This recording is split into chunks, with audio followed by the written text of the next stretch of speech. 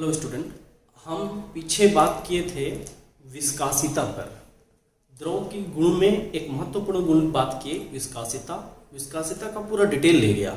Even हमने विस्कासिता को मापने वाले ओस्टवाल्ड विस्कोमीटर के बारे में भी बात किया, जो प्रैक्टिकल का भी हिस्सा है ना। हालांकि प्रैक्टिकल में विस्कासिता नहीं मापेंगे, लेकिन विस्कोमीटर का उपयोग करके कोई दूसरा चीज़ हम सांद्रता मापते हैं मोस्टली। तो वो प्रैक्टिकल आएगा तो उसमें लगेगा कि हाँ यही तो कॉन्सेप्ट था। तो ये एक टॉपिक अच्छे से हो गया। एक और दूसरा टॉपिक मैं लेना चाह रहा हूँ जो भी हमारे प्रैक्टिकल में है, और इसमें भी हम वही सांद्रता मापने की कोशिश करेंगे, लेकिन सतह तनाव, सतह जो तनाव है उसको नाप कर। अब देखो, सतह तनाव या पृष्ठ तनाव मैंने लिख दिया है हेडिंग। हमारा नेक्स्ट प्रॉपर्टी जिसको आज हमको पढ़ना है वो है पृष्ठ तनाव या सतह तनाव, सरफेस टेंशन। इंग्लिश में सरफेस टेंशन। मैं बार बार सरफेस टेंशन वर्ड को ज़्यादा यूज करूंगा कंपेयर टू सतह तनाव। ठीक है, चलेगा। अब यहाँ से देखिए, सरफेस टेंशन थोड़ा सा कई बार ये होता है कि कई बार समझ में आ जाता है, बोल नहीं पाते हैं। कई बार समझ में ही नहीं आता, बुक की लैंग्वेज को लिख देते हैं। लेकिन थोड़ा सा समझना जरूरी है, फील करना जरूरी है, क्योंकि ये फिजिक्स का पार्ट है और ये हमारे डेली लाइफ का है पार्ट है। फिजिक्स का हर चीज़ साइंटिफिक होता है और प्रैक्टिकल होता है एकदम। जो नेचर में दिखता है वही फिजिक्स है। तो हम लोग फिजिक्स का पार्ट है, तो फिर डरने की जरूरत ही नहीं है, समझ में आना चाहिए। ठीक है, जरा देखिए सरफेस टेंशन का मीनिंग क्या है। मैं कोशिश करता हूँ आपको एक एग्जाम्पल लेके समझाने का। जैसे देखें, मैं एग्जाम्पल कोई रियल एग्जाम्पल नहीं ले रहा हूँ, यहाँ पर एक डायग्राम बना के दिखा रहा हूँ। आपने महसूस किया होगा, मैं बस उससे रिलेट करूंगा। जरा देखें, सरफेस टेंशन जब हम बात करते हैं तो पहला चीज तो ये लिक्विड की प्रॉपर्टी है ना। हालांकि गैस में भी हो सकता है, लेकिन गैस में उतना अप्रिसिएबल नहीं होता कि उसको हम लोग मेजर करें। और सॉलिड में होता है सरफेस टेंशन, लेकिन उसको और सरफेस उसमें तो अच्छा खासा सरफेस टेंशन होता है, लेकिन उसकी जरूरत नहीं पड़ती क्योंकि उसका फिक्स ही सेफ साइज होता है। हम लिक्विड में ज़्यादातर यूज करते हैं। ये लिक्विड के लिए यूजफुल प्रॉपर्टी है। ठीक है, क्योंकि यहाँ पर ऐसा है, सॉलिड के जैसा रिजिड सरफेस नहीं है। फिर भी सॉलिड में तो क्लियर दिख रहा है कि वहाँ रिजिड सरफेस है, सरफेस टेंशन होगा, तभी तो उस पर हम कोई चीज़ रख सकते हैं। लेकिन लिक्विड में वो एकदम से स्ट्रॉन्ग सरफेस टेंशन नहीं है, एकदम से वीक सरफेस टेंशन नहीं है, इग्नोर करने लायक भी नहीं है, और एकदम वेल नोन भी नहीं है। ऐसा मतलब दिख रहा है बाहर से, ऐसा कुछ नहीं। तो अब कैसे क्या है सरफेस टेंशन? मैं अब सरफेस टेंशन के कुछ एग्जांपल देता हूं। पानी पर कुछ कीड़े मकोड़े चल लेते हैं, सतह पर कुछ कीड़े मकोड़े चल लेते हैं। क्या करोगे जरा समझो। पानी के सतह पर, तालाबों में, कुएं में, है ना, कीड़े मकोड़े ऐसे चल लेते हैं। मच्छर है या कोई और है, जिस जो पतंगे वगैरह हैं, वो ऐसे चलते हैं, उस पर डूबते नहीं हैं, चल लेते हैं। क्यों? क्या उस पतंगे का भार नहीं होता होगा? होता होगा, हाँ, उतना हमारे जैसा भारी नहीं है, हम जाएंगे तो डूब जाएंगे। लेकिन हमारे जैसे हजारों लोगों को लेके जो नाव तैरता है वो जल में तैर लेता है। क्यों? पानी में ऐसा क्या है जिसके कारण वहां पर जो नाव का एरिया बढ़ा दिया गया है, फिर वो तैरने लगा, जबकि भार हमसे कहीं जाता है।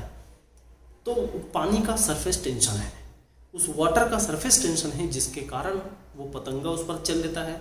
बड़े बड़े जो पनडुब्बियाँ, एक तरह से समझो जहाज हैं, जो जलयान हैं, वो उस पर तैर के चल लेते हैं, भार बुझ जाता है उसके बावजूद। तो सरफेस टेंशन का फायदा उठाया जा रहा है यहाँ पर। ठीक है, सरफेस टेंशन का फायदा उठाया जा रहा है। ठीक है, एक कागज के टुकड़े को वहाँ पर रख दें, एकदम चौड़ा कागज का टुकड़ा, तो वो पानी में डायरेक्ट डूबता नहीं है, पहले वो सतह पर टिकता है कुछ देर। धीरे धीरे पानी जब भीग के पूरा उसको कवर कर लेता है तो धीरे धीरे डूबता है। तो वो शुरू में ही क्यों नहीं डूब गया? तो शुरू में न डूबने का कारण है सरफेस टेंशन। सतह पर कुछ ऐसा चीज है जो उसको डूबने से रोक रहा है। ठीक है भाई, सतह पर कुछ ऐसा चीज है जो उसको डूबने से रोक रहा है। लेकिन एक बार डूब जाता है, फिर धीरे धीरे नीचे जाने में ज़्यादा उतना रुकावट नहीं महसूस होता है, या उतना देर नहीं लगता जितना सतह से नीचे जाने में लगता है। नीचे से नीचे डूबने के बाद अंदर वो नीचे गिर रहा है, उसमें उतना समय लगेगा जितना सतह में रुकने में लगेगा।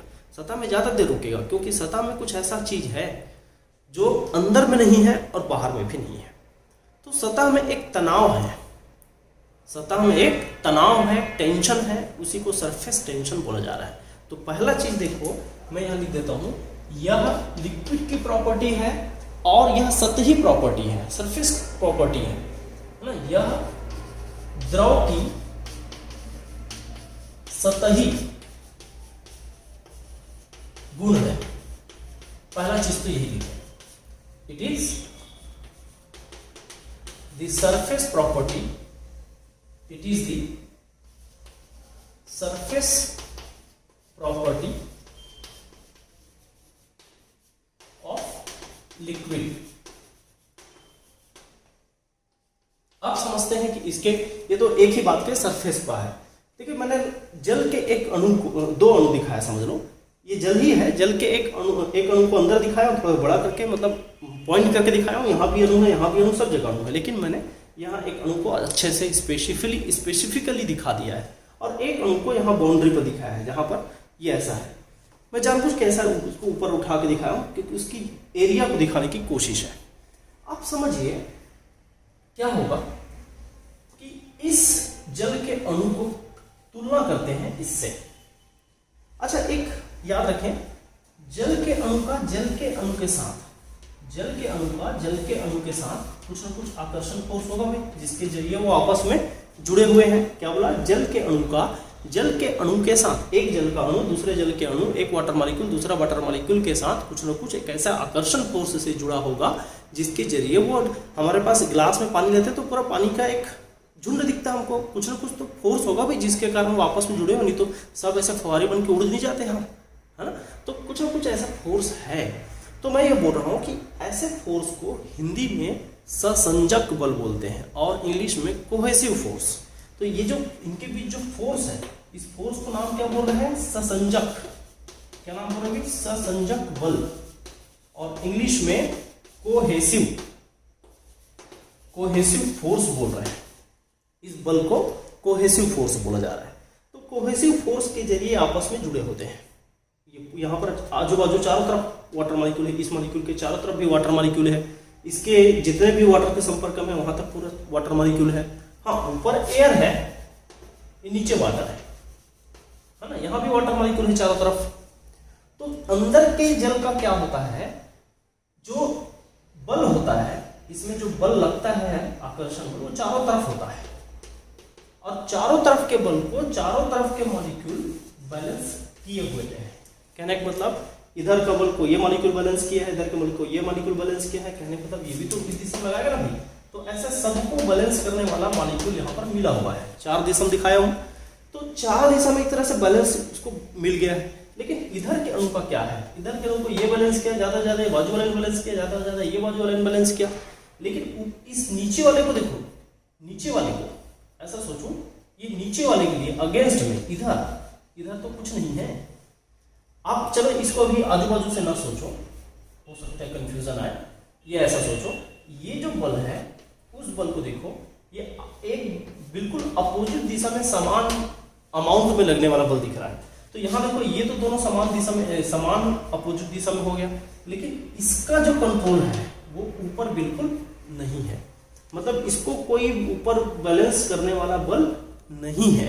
तो इससे क्या होगा? इधर क्या है? चारों तरफ बैलेंस है बल, तो ये अभी भी कैसा होगा? गोलाकार मॉलिक्यूल के रूप में होगा। लेकिन ये एकदम से गोलाकार अभी तो दिखा दिया हूं, लेकिन गोलाकार नहीं होगा। क्यों नहीं होगा? क्योंकि ये गोलाकार होने के लिए इसको इधर जितना बल है उतना ही ऊपर भी बल होना चाहिए। हवा, ये जो पानी एयर है, एयर वो बल तो प्रोवाइड नहीं करेगा। तो इसके कारण क्या होता है? इस नीचे वाले बल का डोमिनेंसी ज्यादा हो जाता है, और नीचे वाला बल जो है वो इसको, इस ऊपर इतना एरिया जो दिख रहा है ना, ये जो एयर में जो एरिया दिख रहा है, उस एरिया को खींच के नीचे लाना चाहता है ताकि ये सरफेस में आ जाए। और ऐसा ही होता है, सरफेस में ही आ जाता है। तो वो जो बल है जो इसको खींच रहा है, वो बल है वो खींच रहा है, वो क्या करता है? इस एरिया को कम कर रहा है, इस एरिया को यहाँ से यहाँ ला रहा है। मतलब इस एरिया को यहाँ से यहाँ लाना मतलब एक क्षेत्रफल को कम करना है। इस बल ने इस क्षेत्रफल, एक्स्ट्रा जो क्षेत्रफल जो हवा में था, उस क्षेत्रफल को लिक्विड का कम करके, एक एरिया को कम करके खींचने की कोशिश कर रहा है। लेकिन अंदर के मॉलिक्यूल में ऐसा नहीं हो रहा है, बाहर के मॉलिक्यूल में ऐसा हो रहा है। ठीक है, तो इसके चक्कर में क्या होगा? ये अपने आप को कम क्षेत्रफल में लाने की कोशिश करेगा, और इससे क्या होता है कि इससे ये इधर जब दबेगा तो इधर ये जो सरफेस है उस पर ये जो मॉलिक्यूल है वो और पास पास आ जाएंगे। है ना। ये इधर से पूरा दबते जाएगा तो ये बाजू वाले मॉलिक्यूल के क्या होगा और पास पास आ जाएंगे और ये इतना क्लोज हो जाएगा तो एक लेयर जैसा फील होगा, लेयर जैसा फील होगा जिस पर हम कोई चीज रखेंगे तो अगर वो इस बल को नहीं तोड़ पाया तो वो यहाँ पर रुक सकता है, जैसे कागज रुक जाता है, पतंगे रुक जाते हैं। और अगर या तो कोई बहुत चौड़ी चीजों को ऐसे रख सकते हैं तो भारी चीज भी रुक सकता है। अब मैं कुछ समझाने में कुछ सफल हो रहा हूँगा तो आपको थोड़ा सा ये समझ में आएगा कि अब इसका जो रिजल्ट है वो क्या हुआ। इधर लिखता हूं, इसका रिजल्ट ये हुआ कि इस सतह पर जो जल के अणु हैं, मैं क्या बोल रहा हूं, इस सतह पर जो जल के अणु हैं वो आपस में इतने, ये जो है गोलाकार तो हो नहीं पाएगा क्योंकि पूरी तरह बल इसका बैलेंस नहीं है, तो ये ऐसा चपटा जैसा हो जाएगा, लेकिन थोड़ा ये चौड़ा हो जाएगा और इससे क्या होगा, अणु पास पास आ जाएंगे, इससे एक अणु पास पास आ जाएंगे ऐसे। तो इस पर ये क्या हो जाएगा, एक हमको दीवार जैसा, एक टाइट झिल्ली जैसा इन्वायरमेंट मिल जाएगा। तो ये एक मेम्ब्रेन जैसा इन्वायरमेंट भी फील हो रहा है। और नीचे में देखो तो नीचे अभी भी जैसा पहले था वैसे ही है मॉलिक्यूल। तो देखो नीचे का इन्वायरमेंट थोड़ी अलग हो जाएगी और जो बाउंड्री का इन्वायरमेंट है वो थोड़ी सी अलग हो जाएगी। नीचे का इन्वायरमेंट थोड़ा अलग हो जाएगा और बाउंड्री का इन्वायरमेंट अलग हो जाएगा। तो जो बाउंड्री के इन्वायरमेंट को आप देखोगे तो इस बाउंड्री के इन्वायरमेंट में ये एक झिल्ली नुमा एक ताकत लगाते हुए हमको दिखेगा, जो ऊपर से अगर हम किसी चीज से दबाएं तो यहाँ पर अलग ताकत महसूस होगा, अंदर में अलग ताकत महसूस होगा और ऊपर पर ताकत थोड़ा ज्यादा महसूस होगा, ज्यादा लगाना पड़ेगा इसको क्रॉस करना है। तो ये जो आ रहा है सरफेस टेंशन, अब ये जो लेयर बन रहा है, एक झिल्ली नुमा संरचना बन रही है जिस पर जो तनाव उत्पन्न हो रहा है उस तनाव को ही हम क्या बोले हैं, सतह तनाव। ये एक समझाने के दृष्टिकोण से हो गया। लेकिन लिखते वक्त क्या लिख सकते हैं भाई कि अब लिखने में थोड़ा सा जोर लगेगा। चलो कोशिश करते हैं कि सरल शब्दों में लिख सके। मैं इसको सारा मिटा दूं, देखें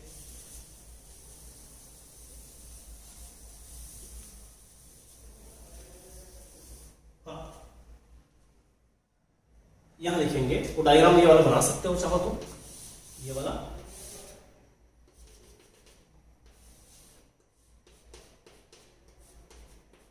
ये लीजिए,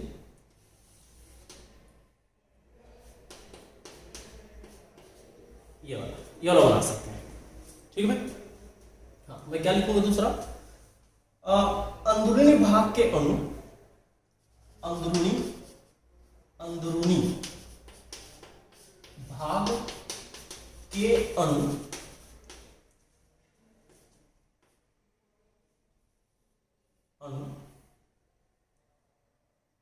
में चारों तरफ संतुलित बल होते हैं, संतुलित बल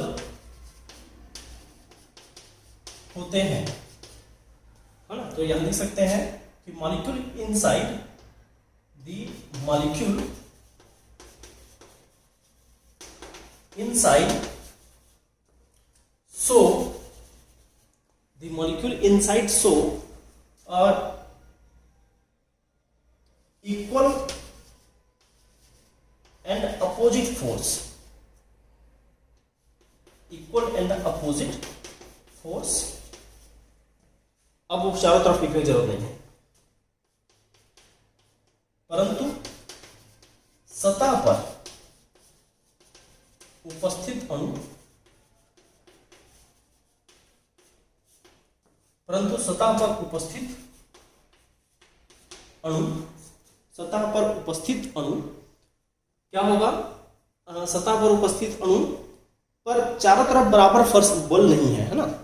पर अणु पर चारों दिशा में समान बल नहीं है, चारों दिशा में समान बल नहीं है। तो नीचे वाला नीचे वाला जो बल है वो उसके क्षेत्रफल को कम करने की कोशिश कर रहा है ना। तो ऐसे इंग्लिश में लिख देता हूं, but in surface molecule force in all direction are not equal. All direction are not equal. Force in all direction are not equal. अब यहां से देख लें,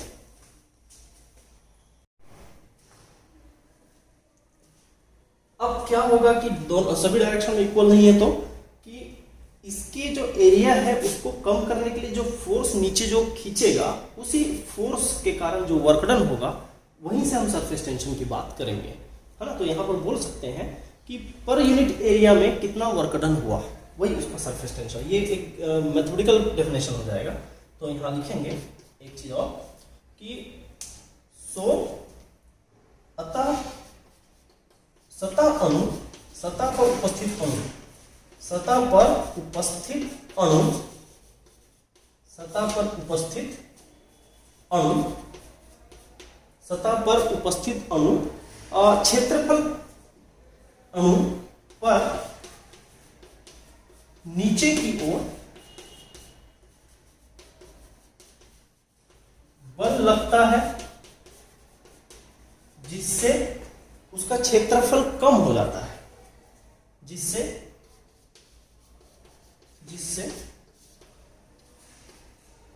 वह कम क्षेत्रफल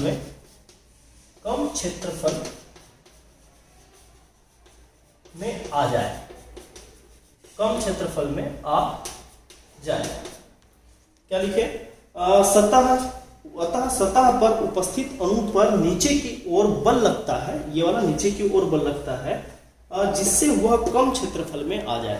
तो यहां लिख सकता हूं इंग्लिश में भी, hence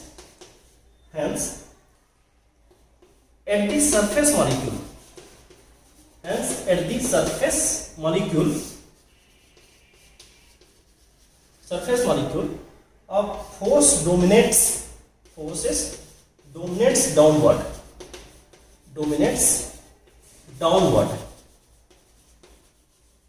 force dominates downward to minimize the area of the bubble, to minimize the area of bubble,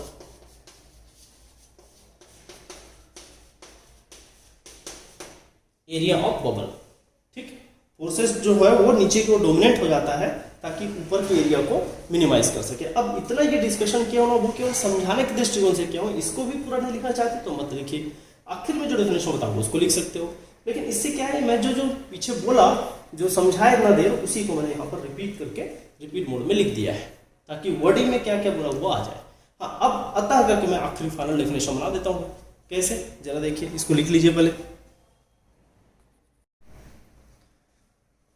तो अब इसका जब देखें परिभाषा क्या बनेगा, तो मैं यहां लिखूंगा कि द्रव के क्षेत्रफल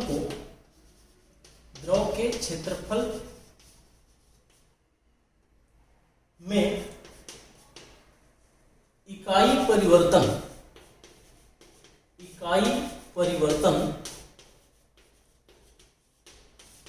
के लिए आवश्यक,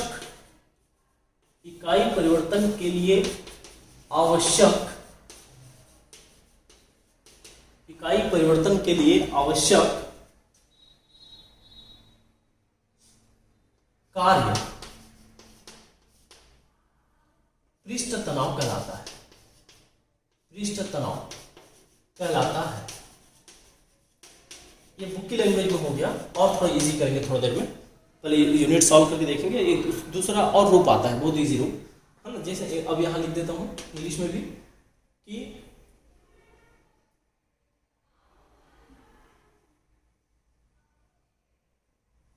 work done in decreasing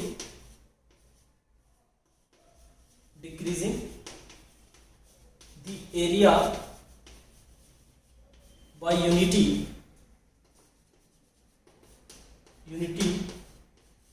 of liquid molecule at the surface। थोड़ा और जोड़ देता हूं, liquid molecule at the surface is is surface tension. Surface tension ये एक सरफेस टेंशन के बराबर होगा। ठीक है, work done in decreasing the area by unity of, by unity है मतलब सरफेस एरिया बाय यूनिटी लिखा हूं कि unity of a liquid molecule, of a liquid molecule at the surface is known as surface tension. थोड़ा English वाले और correct कर लेंगे चाहे तो, उधर में थोड़ा डिसबैलेंस हुआ है सेंटेंस। हाँ, अब इसके देखो कैसा हुआ। अच्छा, इसे किससे रिप्रेजेंट करते हैं, ये भी इंपॉर्टेंट फैक्टर है कि it is represented by gamma. इसको गामा से शो करते हैं, ये भी याद रखना। ठीक है, तो गामा का मतलब क्या होता है, वर्क डन, और बटा यूनिट एरिया, ये देखो एरिया ए। थोड़ा सा इसको बड़ा करूं, वर्क का मतलब होता है फोर्स इनटू डिस्प्लेसमेंट, और एरिया का मतलब डी इनटू डी। भाई आर स्क्वायर तो आएगा ना, अब मैं किस सेंस में ले रहा हूं वो भी पता नहीं है, तो मैं एरिया इंटू एरिया लिख देता हूं। ये अभी सेंस पता नहीं है फिलहाल, तो अभी केवल यूनिट सॉल्व करने के लिए ऐसा कर दिया हूं। तो फोर्स पर यूनिट लेंथ ऐसा बोल दें तो भी ये वर्क डन डिफाइन हो जाता है। तो यही बता रहा था, वर्क ये वाला डेफिनेशन ऑथेंटिक डेफिनेशन है ना, और ये वाला कभी भूल गए यूनिट सॉल्व करने के लिए तो ये काम आ जाता है। तो न्यूटन पर मीटर कर, ये न्यूटन पर मीटर कर दो, या फिर सीजीएस में लेना है तो डाइन पर सेंटीमीटर कर दो, तो इससे क्या याद रहता है, इसलिए इसको बताया हूं, लेकिन है ये ऑथेंटिक डेफिनेशन। ठीक है, अब जो भी है ये फॉर्मूला तैयार हो गया है। अब इसी फॉर्मूला से हम आगे और भी टर्मिनोलॉजी की बात करते हैं, पहले इसको आप नोट करके रखें।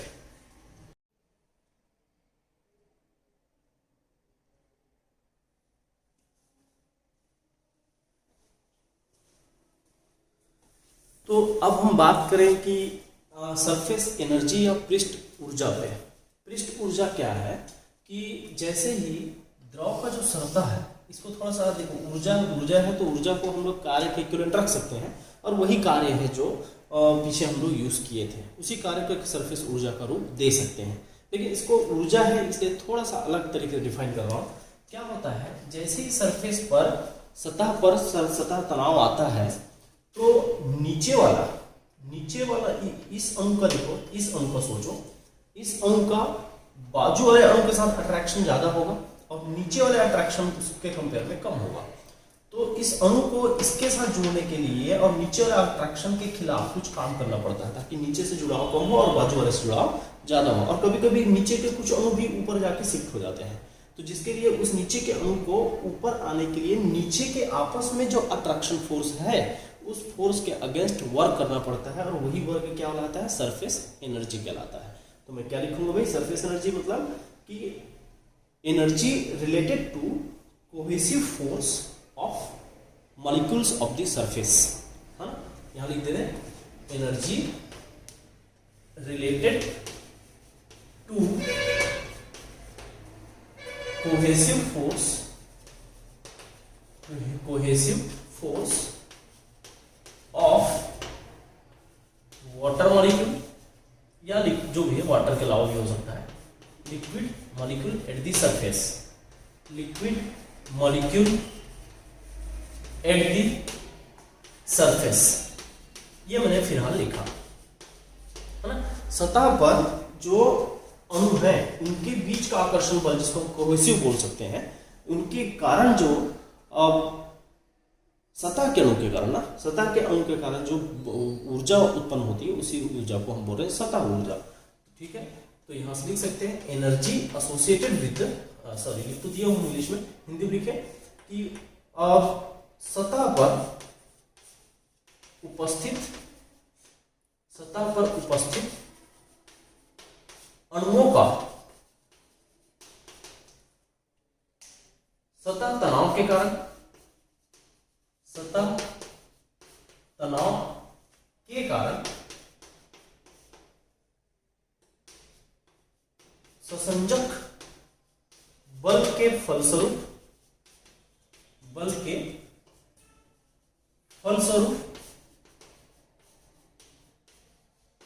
ससंजक बल के फलस्वरूप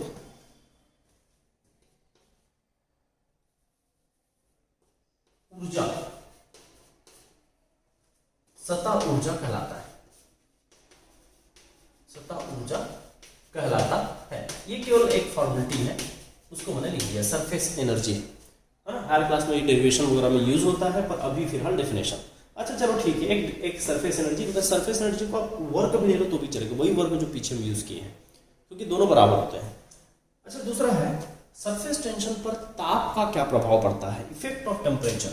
यहां लिख देता हूं, effect of temperature on surface tension,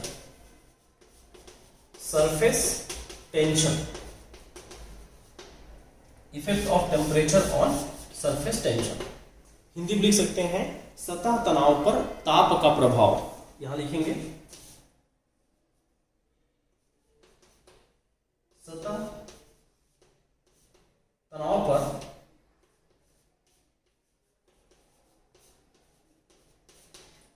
ताप का प्रभाव।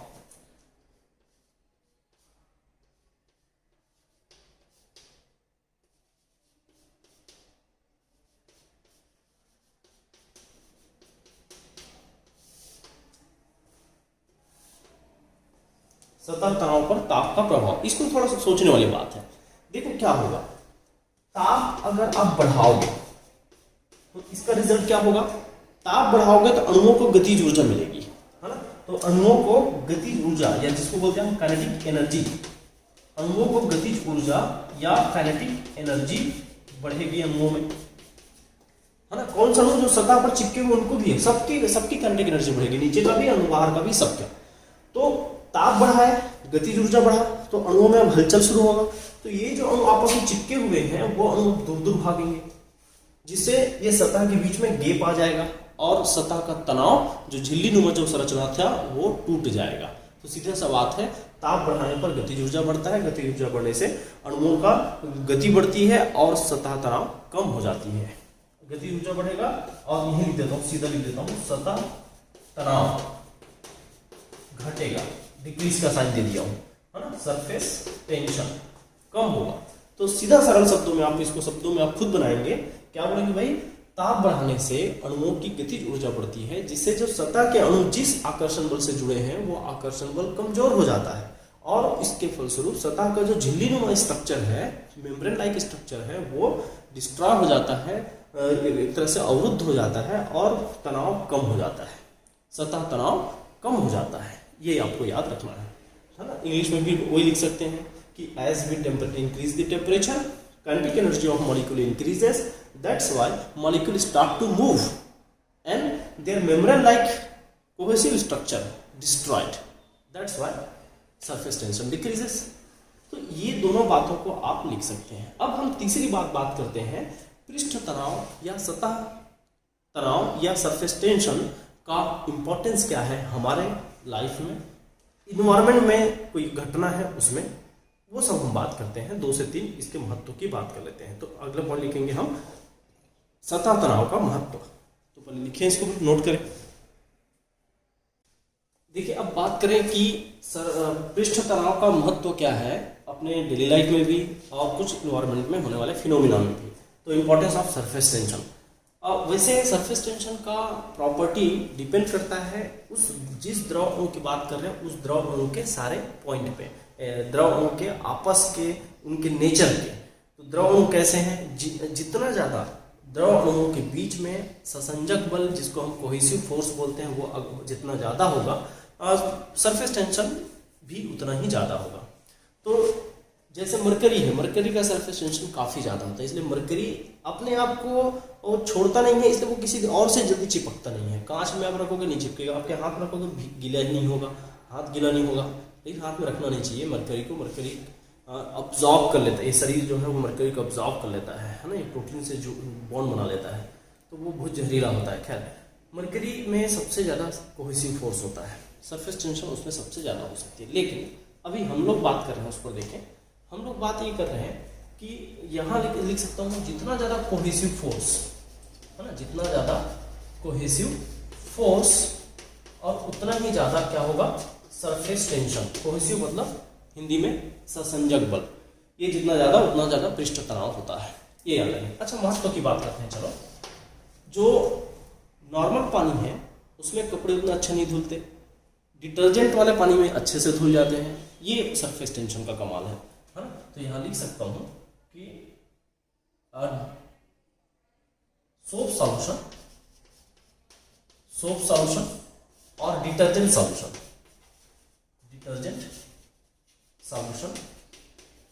में कपड़े अच्छे धुलते हैं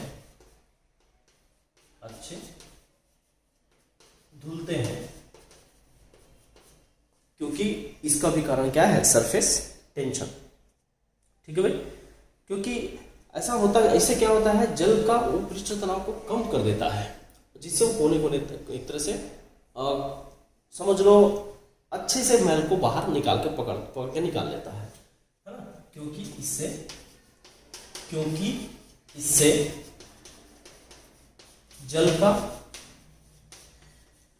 पृष्ठ तनाव कम हो जाता है,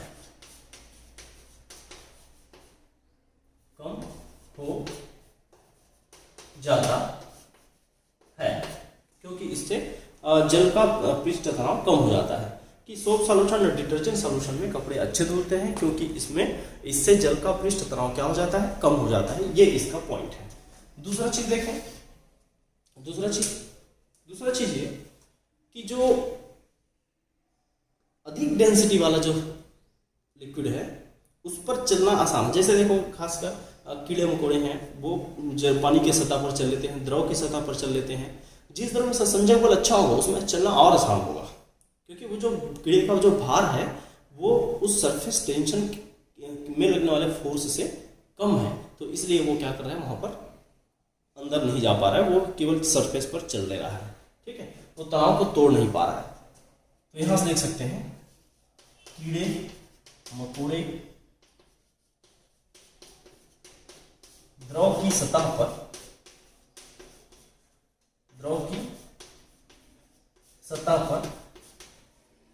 आसानी से चल लेते हैं,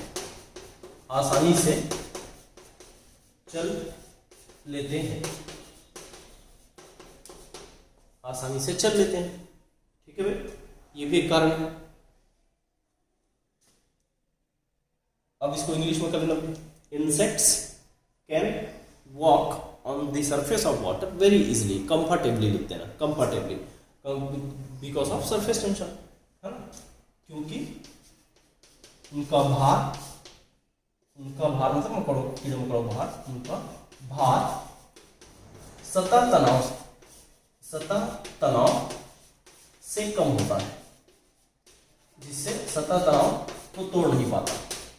भार मतलब एक तरह से बल ही तो है, तो भार और बल को मैं तुलना कर दिया हूँ। सतह तनाव मतलब बल को ले लिया हूँ, भार ये दबाव जो वेट है उसको ले लिया हूँ। तो वेट जब सतह तनाव से कम होगा, दोनों का जो F का वैल्यू है, तो डेफिनेटली वो क्या करेगा, उस भार को सह लेगा वो तनाव और वो चलने देगा। ठीक है भाई, तो यहाँ से याद रखें कि ये एक सतह तनाव का ही तो उपयोग है, और भी कई हम सोच सकते हो, है ना। फिजिक्स के 11th 12th के और बुक में आपने पढ़ा भी है इसको, तो वहाँ से और क्यों निकाल सकते हैं कारण।